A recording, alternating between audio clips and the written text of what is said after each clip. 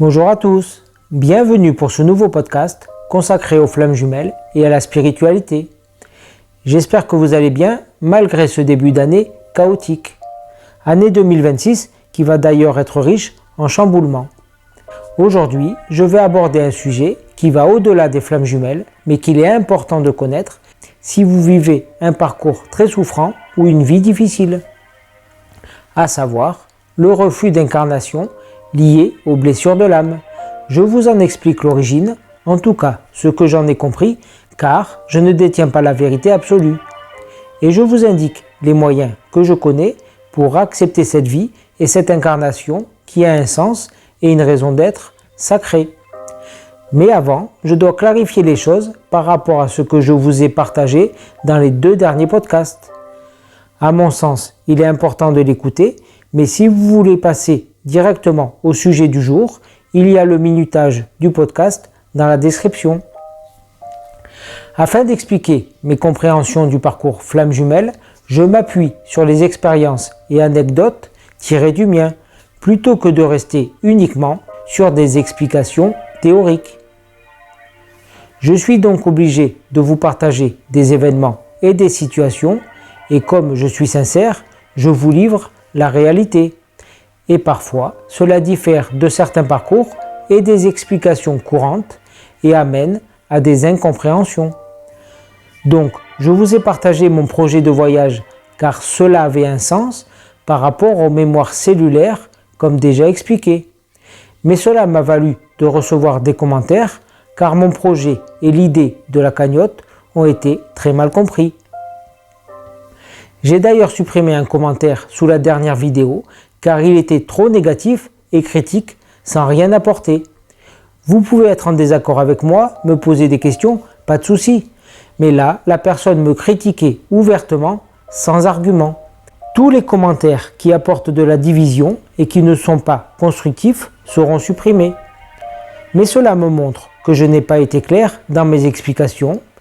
Et il y a une règle dans la loi d'attraction qui dit qu'il faut prendre tout ce qui nous arrive comme positif et instructif. Donc, finalement, même si j'ai supprimé ce commentaire car il était très diabolique dans le sens du mot grec diabole, celui qui divise, je vais en faire quelque chose de pédagogique pour vous et moi. Bien sûr, je n'ai pas à me justifier de ce que je fais ou pense, mais cela montre qu'il y a des points à clarifier. Certains ont compris que je voulais forcer mon runner à me revoir, mais pas du tout. Donc, je réexplique le sens de tout cela, afin que vous en ayez conscience, ce qui pourrait éclairer votre propre cheminement d'un jour nouveau. Déjà, ce voyage aux États-Unis fait sens par rapport aux blessures psychogénérationnelles, car j'ai un ancêtre dont le père était allé en Amérique, mais qui lui n'avait pas pu y aller, ni le rejoindre. Cela a engendré des croyances limitantes de génération en génération, touchant le rapport à la mer, le travail, l'abondance financière et le lieu de vie. Donc, je dois réussir ce que mon ancêtre n'a pas fait pour finir la libération de ses mémoires. Je ne l'invente pas, c'est le fruit du travail avec la thérapeute dont je vous parlais, ce qui m'a permis de rassembler dans l'ordre toutes les pièces du puzzle. Mon autre joue le rôle d'attracteur, de portail et de solution en Amérique. Notre parcours flamme jumelle est calibré par rapport à nos missions de vie propres, ce qui est le cas pour vos parcours aussi et en fait des cas uniques. Ensuite, le runner est souvent prisonnier de son personnage égotique. Une fois que le chaser est sorti du contrôle par ses peurs et ses propres manques, ce qui est la base du parcours, son rôle est d'être présent pour son runner si celui-ci le demande. J'ai bien dit s'il le demande, cela au travers de messages, soit dans la matière, soit par télépathie ou synchronicité. La nature du message n'a rien à voir avec sa véracité. Je consacrerai d'ailleurs un podcast pour apprendre à différencier les idées qui viennent de l'ego et celles qui viennent de l'intuition, et en quoi je suis légitime pour donner ces conseils. Quelquefois, pour le runner, le personnage égotique a pris trop de place et il ne peut pas en sortir sans l'aide du chaser ou d'un thérapeute. Souvent à cause de blocage de l'ombre qui est intervenu en amont durant son enfance. aide du chasseur qui se fera au travers des rencontres physiques, car durant ces rencontres réelles, l'augmentation du taux vibratoire due à la proximité enclenche naturellement des nettoyages énergétiques. Et là, mon hôte m'a demandé de revenir par télépathie, comme elle l'avait fait pour le voyage durant lequel nous nous sommes rencontrés. Il faut dissocier les agissements du personnage égotique et les aspirations de la conscience du runner. Beaucoup de parcours sont bloqués par les chaseurs qui ne sont pas à l'écoute de leur runner et voient cela au travers de leur propre ego blessé. Si cela vous intéresse, que je fasse un podcast dédié à cette question pour approfondir ce sujet, dites-le moi en commentaire. De toute façon, je ferai un podcast consacré aux réunions sur les parcours flammes jumelles et toutes les nuances possibles pour clarifier la situation en fonction des types de parcours que j'ai identifiés. Donc ce voyage a un sens thérapeutique pour nous. Je n'agis pas au travers du manque ou de l'ego blessé, mais de ma guidance intérieure. D'aucuns ont dit aussi que mon hôte, puisqu'elle est célèbre, donc potentiellement riche, ce qu'elle n'est pas, devrait m'aider matériellement. Bien sûr, elle en aurait les moyens. Mais c'est une conclusion rationnelle de relations humaines. Mais avec ce que je viens d'expliquer par rapport aux libérations des mémoires familiales et au blocage égotique de mon autre, blocage qui la dépasse, on comprend aisément que la solution ne viendra pas d'elle, mais doit venir de moi. D'où mon idée de cagnotte pour avoir l'argent du voyage. Mais apparemment, ce n'est pas la solution. Je remercie d'ailleurs les personnes qui m'ont envoyé un don, mais la cagnotte n'atteindra pas le seuil indiqué et donc vous serez remboursé. Mais ce voyage se fera quand même, car il est aligné avec ce qui est juste par rapport à mon autre et moi-même. Je n'en parlerai plus afin de limiter les nuisances et les perturbations. Dernier point, certains ont compris que je me pensais supérieur et que j'avais un ego démesuré. Mais je n'ai jamais pensé ou dit cela. Le terme flamme jumelle humaine n'est pas péjoratif, mais indique simplement l'origine des vies précédentes. C'est comme si dans une famille, tous les ancêtres sont en France. Les starseeds ou les couples starseeds, les vies sont ailleurs. Comme si les ancêtres de quelqu'un viennent d'Europe, d'Asie ou d'Afrique plutôt que de France. Aucune notion de supériorité. D'ailleurs, dans une hiérarchie, supérieur ne veut pas dire meilleur, c'est simplement au-dessus.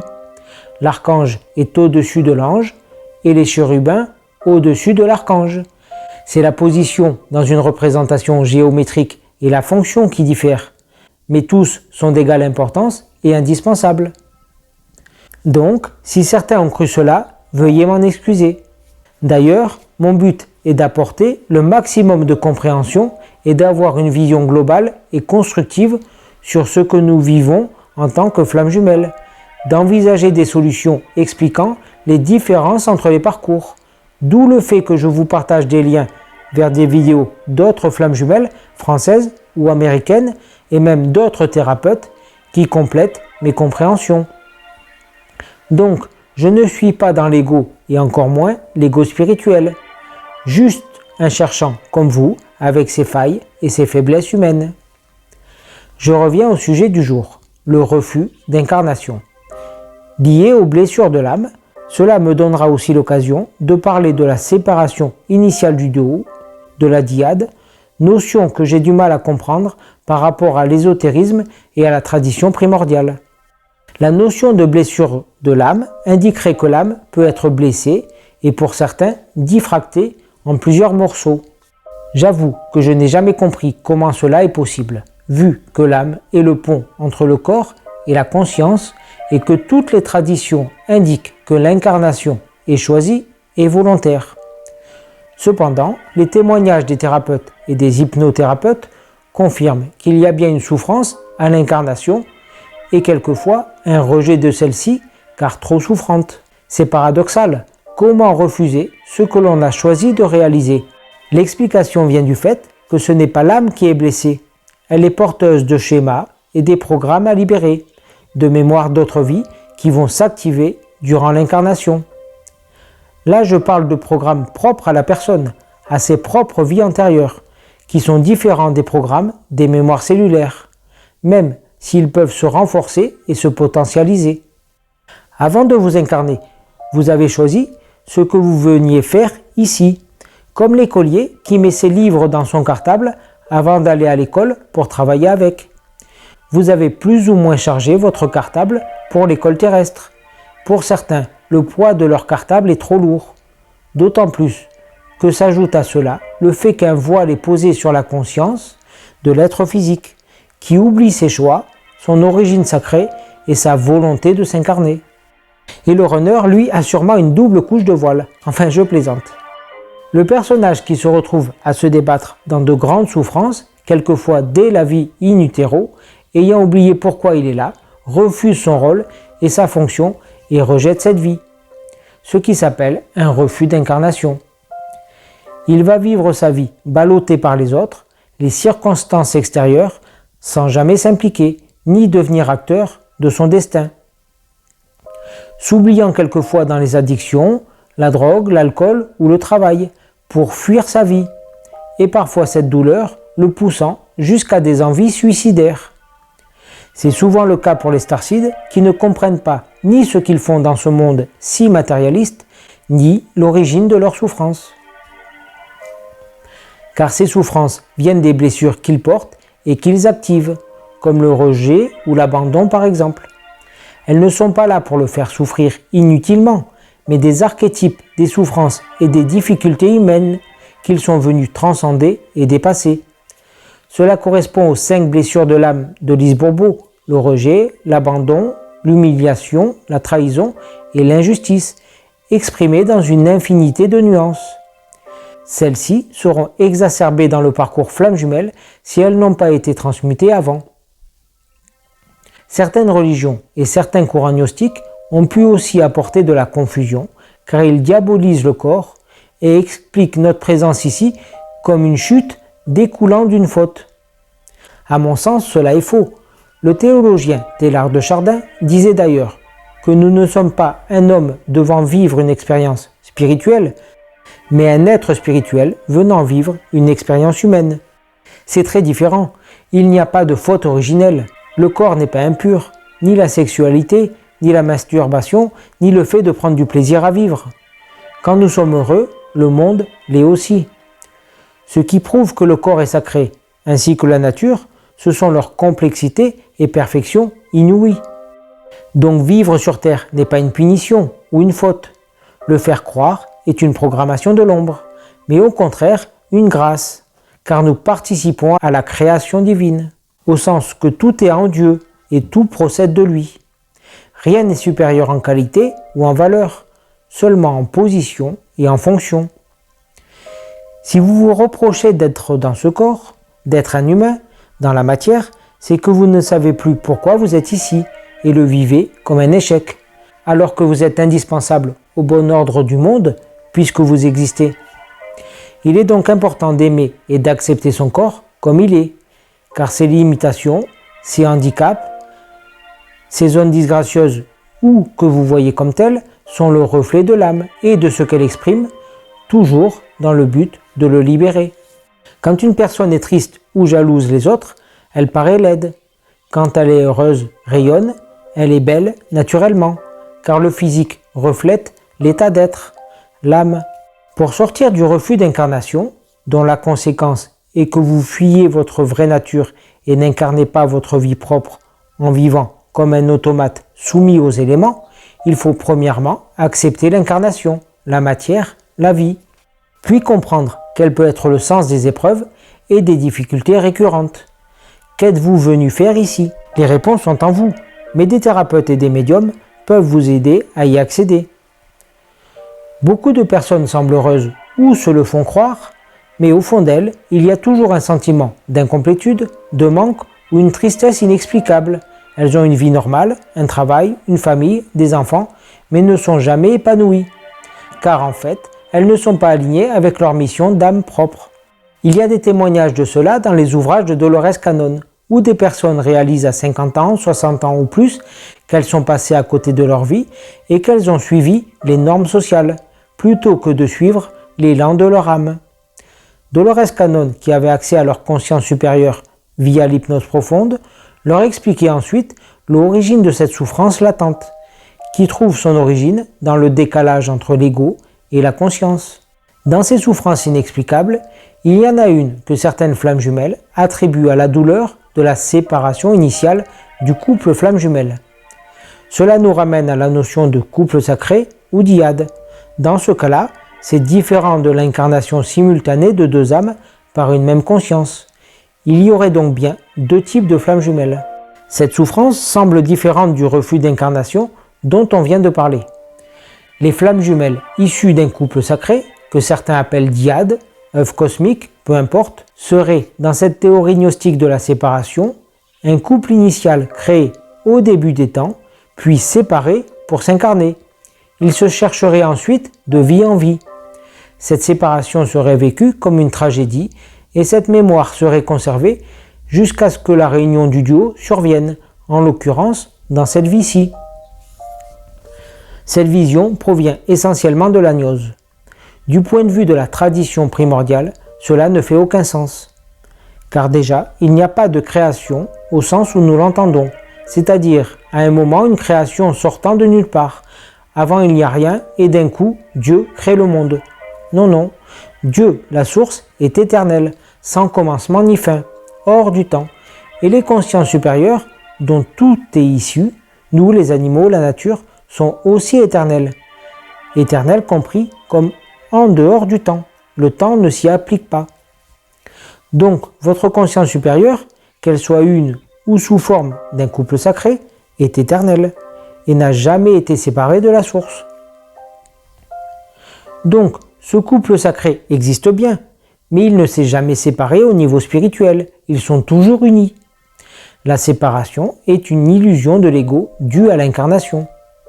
Bien sûr, ces consciences créent des êtres multidimensionnels temporaires qui, eux, ont une vie limitée dans un temps matériel, linéaire, illusoire, et dans un espace donné. Mais seul l'être incarné se croit séparé encore une fois. Cette séparation des consciences n'existe pas, donc elle n'entraîne pas de souffrance. Cependant, ces souffrances dont parlent ces flammes jumelles sont réelles puisqu'ils les ont libérées. Mais leur origine se trouve sûrement dans des mémoires de vie antérieure communes dans lesquelles il y a eu des séparations physiques, ou des refus d'incarnation dans d'autres vies, qu'ils appellent douleur de la séparation primordiale. D'ailleurs, que vous soyez une flamme jumelle issue d'une incarnation simultanée ou d'un couple sacré, c'est-à-dire une conscience double, cela ne change rien.